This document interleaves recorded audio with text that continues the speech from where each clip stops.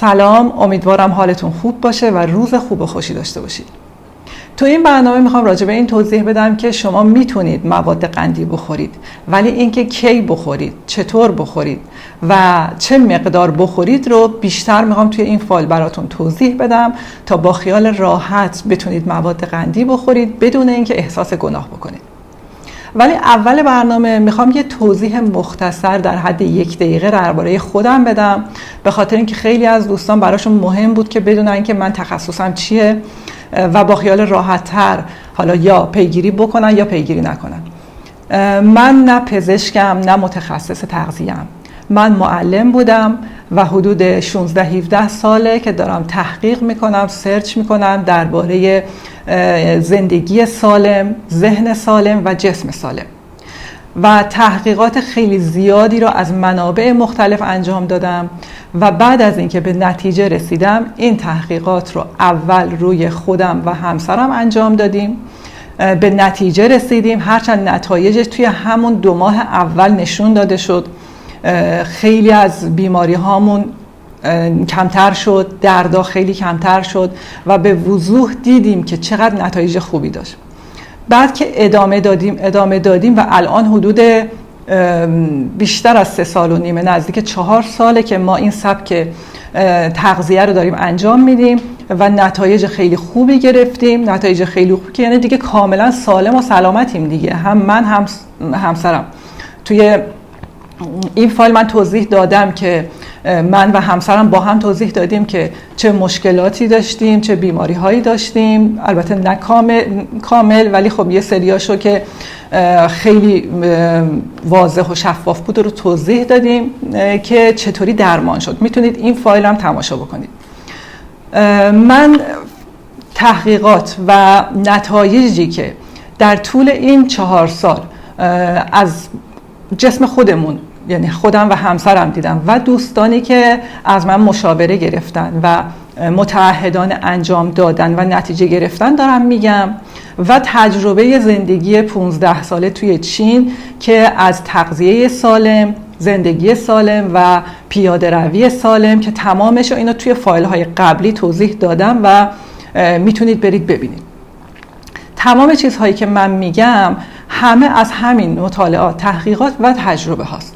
من این نیست که فقط مطالعه کنم بیام جلوی دوربین توضیح بدم، همه اینها رو 4 ساله داریم تجربه میکنیم، امتحان کردیم، نتیجه خیلی خوبی گرفتیم و حالا دارم از تجربیاتم میگم. دوست دارم اینها رو به اشتراک بذارم تا کسانی که اگر مشکلات یا بیماری های مشابه ما داشتن یا بیماری های خیلی خاصی ندارن میتونن از این مشاوره ها استفاده بکنن و سلامتی کامل رو برای بدنشون ایجاد بکنن.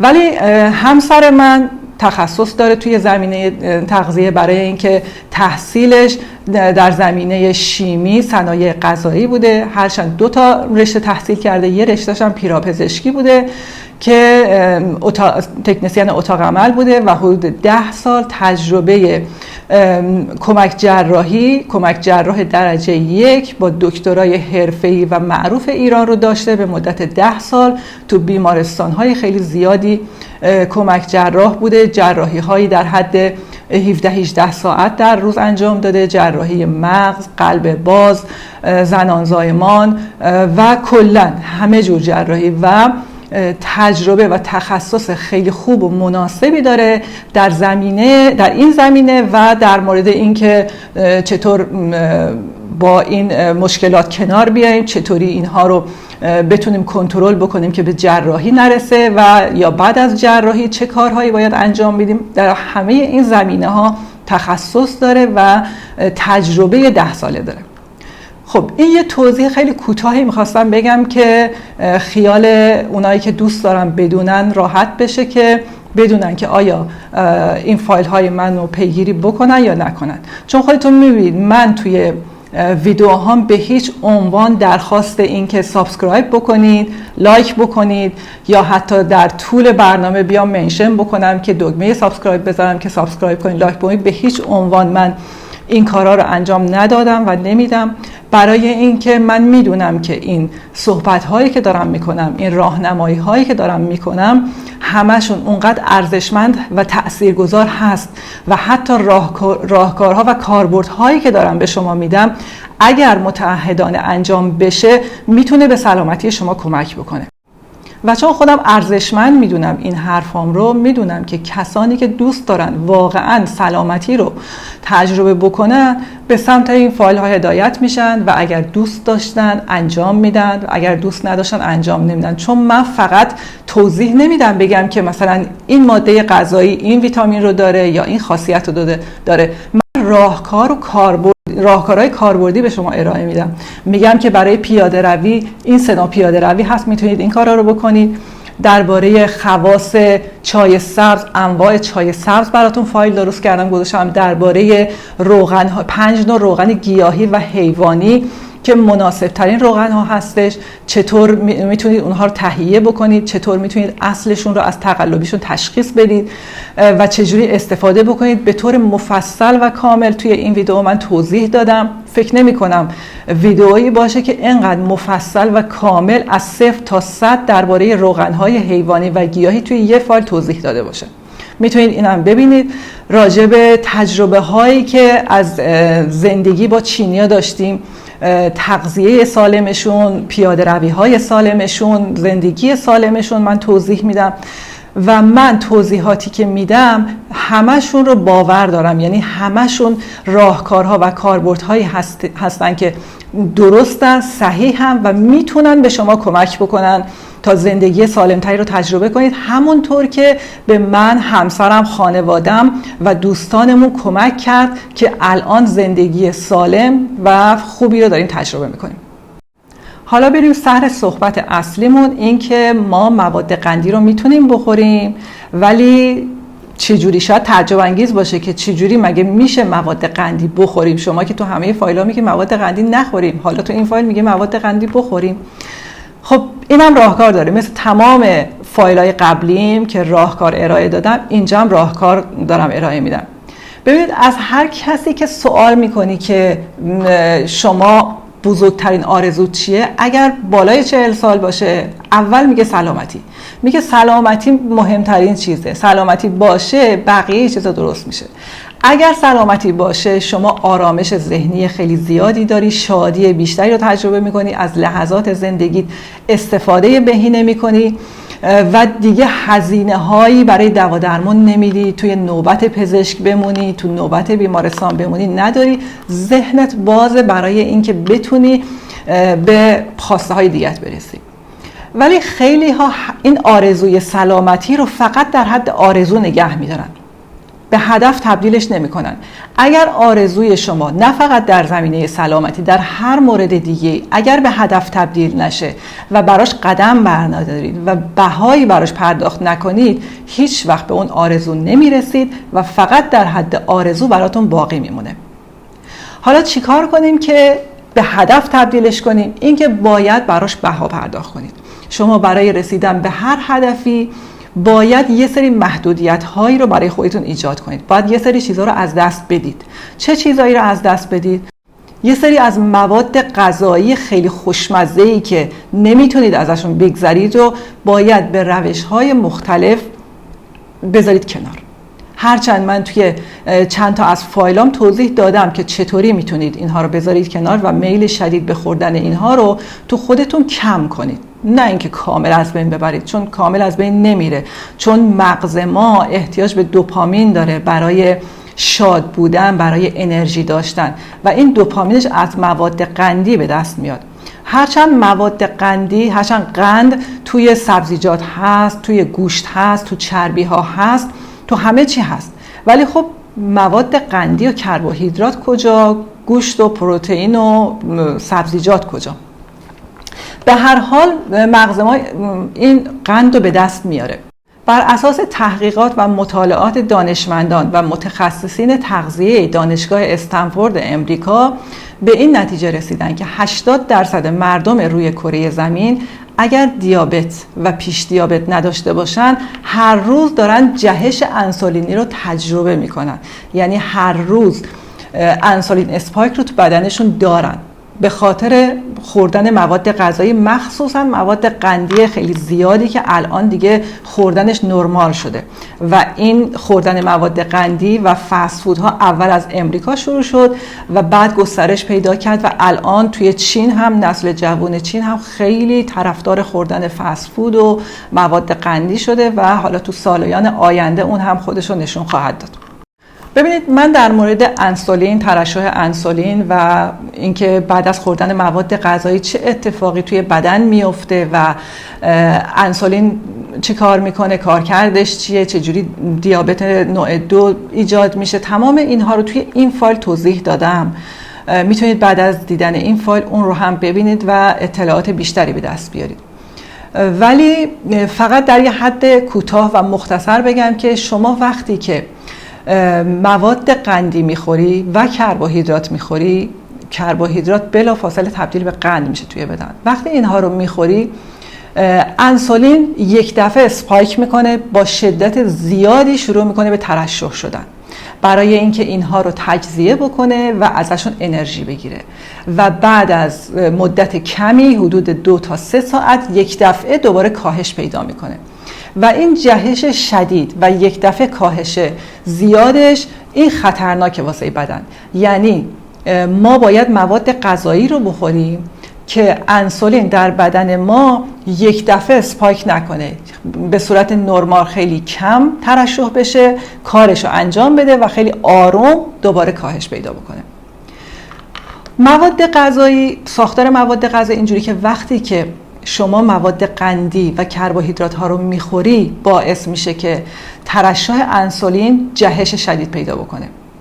ولی وقتی شما فیبر میخوری مثل سبزیجات، پروتئین میخوری مثل انواع گوشت و چربی ها رو میخوری مثل چربی های گیاهی و حیوانی، اینها هیچ جهش زیادی توی انسولین ایجاد نمیکنه. اگر این جهش انسولین به صورت متوالی و در طول روز چندین بار اتفاق بیفته، این خطرناک میشه واسه بدن. باعث میشه که اون غده پانکراس ما که انسولین ترشح میکنه نتونه بیش از حد این کار رو انجام بده، ضعیف بشه، ترشح انسولین کم بشه، اون قند مواد غذایی توی رگهای ما رسوب بکنه و باعث گرفتگی عروق و بعدش هم مشکلات قلب و مغز و خیلی مشکلات دیگه ایجاد بشه. و اون وقت باید برید انسولین تزریق بکنید، به خاطر اینکه کارکرد انسولین، ترشح انسولین کم شده، کارکرد غده پانکراس کم شده. ولی وقتی که ما بیایم تعداد وعده‌های غذایی رو در طول روز کم بکنیم و غذای مناسب به بدنمون بدیم، این باعث میشه که اون ترشح متوالی انسولین در طول روز رو بدن ما تجربه نکنه. یعنی وقتی شما بیاید مثلا 3 وعده در روز غذا میخورید، 2 تا هم میان وعده میخورید، میشه 5 وعده. وقتی که 5 بار در طول روز غذاهایی میخورید مثل کربوهیدرات ها و مواد قندی، اون جهش انسولین به تعداد زیاد، به تعداد 5 دفعه و هر روز مشخصه در طول سالهای زیاد به صورت طولانی مدت مشکلاتی رو ایجاد میکنه. ولی شما بیایید وقتی تعداد وعده های غذاییتون رو کم کنید، مثلا بکنید 3 وعده در روز و بعد 3 وعده رو بکنید 2 وعده در روز و توی این 2 وعده اگر غذاهای مناسب بخورید مثل فیبرها که شامل انواع سبزیجاته، مثل پروتئین ها که شامل انواع گوشت هستش و مثل چربی ها، روغن های گیاهی و حیوانی مناسب که اینها رو شما بخورید، این باعث میشه همونطور که اول فایل گفتم، باعث میشه که انسولین در حد نرمال خیلی آروم ترشح بشه و خیلی آروم هم کاهش پیدا بکنه و دیگه مشکلی ایجاد نمیکنه. خب حالا مواد قندی رو و شیرینیجات رو کی بخوریم که اون اتفاق نیفته؟ ما که میگیم شیرینیجات و مواد قندی نخوریم، بعد چیکار کنیم؟ راهکارش اینه، یعنی راهکار کاربردیش اینه، این که شما وقتی که صبح بیدار میشید تو وعده صبحانه به هیچ عنوان مواد قندی نخورید، نه چای شیرین بخورید، نه مربا بخورید، نه هیچ چیزی. سعی کنید غذاهایی بخورید که شامل پروتئین و ویتامین و اینها باشه. مثل مثلا تخم مرغ با گوجه فرنگی که همون املته یا نیمرو و اینجور غذاها رو بخورید. سعی کنید مواد قندی و کربوهیدرات نخورید، به خاطر اینکه 7-8 ساعت یا بیشتر معده شما خالی بوده، بدن شما استراحت کرده و یک دفعه که بهش مواد قندی و کربوهیدرات میدید، خب اون جهش انسولین توش ایجاد میشه. سعی کنید اگر میخواید مواد قندی بخورید، مثل کیک، شیرینی، مثل بستنی، مثل نوشیدنی ها، سعی کنید فقط بعد از وعده نهار و شام باشه.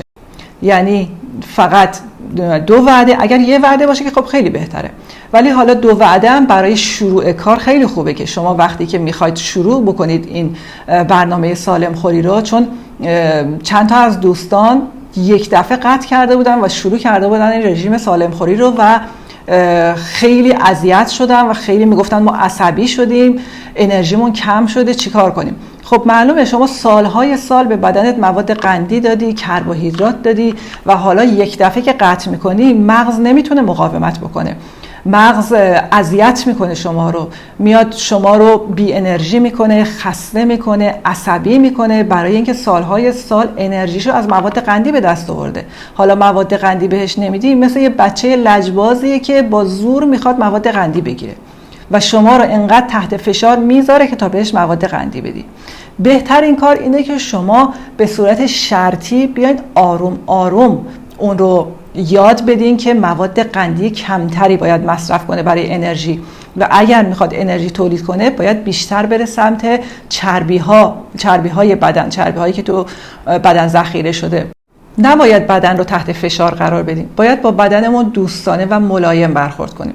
شما تو وعده غذایی که میخواید بخوری، اول با فیبر باید شروع بکنید، مثل سبزیجات، بعد با پروتئین و چربی ها سیرش کنید و بعد اون ماده قندی رو به عنوان دسر بهش بدیم.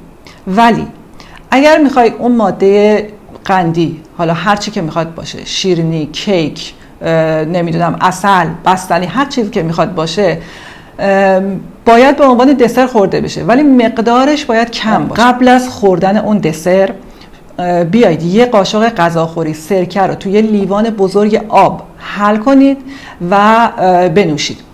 بعد از اینکه اون لیوان آب و سرکه رو نوشیدید، اون موقع برید اون دسر، کیک یا هر چیزی که هست رو بخورید.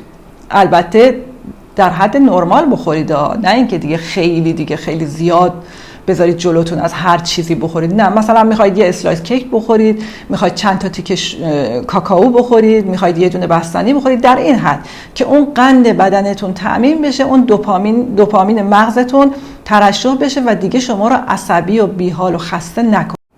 حتی ابن سینا، پزشک معروف، در اون زمان وقتی که به بیماراش میخواست این پیشنهاد رو بکنه که مواد قندی رو کم بکنن تو برنامه غذاییشون، این پیشنهاد داد که شما بعد از وعده غذاییتون بیایید سکنجبین رو که شیرینه با سرکه قاطی بکنید و با کاهو بخورید، که این اصلا تا فکر کنم الانم باشه، چون من بچه بودمم میخوردیم، مادر من سکنجبین رو با سرکه رو میآورد، کاهو هم کنارش میشستیم میخوردیم. این به خاطر اینکه شما اون ماده شیرینی که مثل سکنجبین رو داری میخوری همراه با سرکه میخوری و اون کاهو هم فیبر زیادی داره. این ستا وقتی با هم ترکیب میشه اجازه نمیده که اون اسپایک انسولین انجام بشه تو بدن شما، ترشح زیاد انسولین یه دفعه انجام بشه و صدمه بزنه به بدن شما، صدمه بزنه به سلول های شما. میتونید فقط بعد از وعده نهار و بعد از وعده شام این رو انجام بدید. البته اگر یه وعده باشه که خب خیلی بهتره. شما مثلا در طول روز خیلی میل داری به خوردن مثلا کیک، حالا یا پیراشکی یا مثلا هر ماده قندی که دوست داری، خیلی میل شدید داری، اونو نگه دار، بعد از وعده نهار یا بعد از وعده شام اونو بخور و قبلش هم حتما لیوان آب و سرکه رو بنوشید. بعد از خوردن اون ماده قندی حدود 1 ربع تا نیم ساعت سعی کنید یه فعالیت نرمال داشته باشید، یه فعالیت که اگر میتونید برید بیرون پیاده روی بکنید خب چه بهتر، ولی اگر نمیتونید یعنی امکانش نیست، توی خونه کار خونه انجام بدید، ظرف بشورید، کار خونه رو انجام بدید، در حدی که فقط این مثلا دست‌ها و پاها و بدنتون یه فعالیت کوچیکی داشته باشه. هرچند در طول روز هر روز باید فعالیت ورزشی داشته باشید از هر نوعش. این که دیگه حتما واجبه، یعنی حتی از نون شب هم واجبه باید فعالیت داشته باشید. و مورد بعدی این که باید مایعات در طول روز زیاد بنوشید، یعنی در طول روز مایعات مثل آب، مثل چای خالی بدون هیچ شیرینی دیگه، هیچ ماده قندی، حتی توت خشک و کشمش و اینها هم نباشه، چای خالی و قهوه خالی بدون هیچ افزودنی. حتما در طول روز آب زیاد بنوشید. هرچند خب اولش ممکنه سخت باشه واسه اونهایی که سالهای سال دارن هر چیزی تو هر زمانی میخورن، خیلی سخته، بله برای ما هم خیلی سخت بود، ولی یواش یواش بدنتون عادت میکنه، اصلا ذهنتون شرطی میشه، طوری که ما الان اصلا هیچ میل خوردن به مواد قندی نداریم. چرا؟ گاهگداری ایجاد میشه، نه اینکه اصلا نباشه، ولی خب بعضی وقتا مثلا ممکنه توی مثلا تولد بچه هامون یا تولد خودمون مثلا بخوایم یه اسلایس کیک بخوریم، اون رو ما با همین روشی که من گفتم که مثلا بعد از وعده نهار یا وعده شام میخوریم، که معمولا هم خب این تولدها و جشن‌ها توی شب‌هاست بعد از شام دیگه، ولی خب گاهگداری مثلا خوردن مثلا سالی یک بار یا هر چند ماه یک بار به همین روشی که من گفتم مشکلی ایجاد نمیکنه، ولی خوردن به وعده های زیاد به مقدار زیاد و هر روز و متوالی هست که مشکل ایجاد میکنه. و دوستانی که بیماری های خاص دارن یا داروهای خاصی مصرف میکنن حتما با مشورت پزشکشون باشه، یعنی حتما با پزشکتون مشورت بکنید.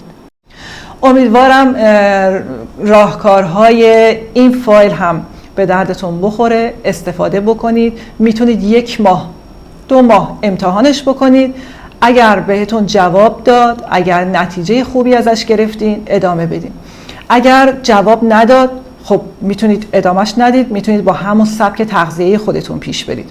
یعنی اینها راهنمایی هایی هستش که شما میتونید استفاده بکنید برای سلامتی بیشتر. امیدوارم روز خوب و خوشی داشته باشین. خدا نگهدار همتون.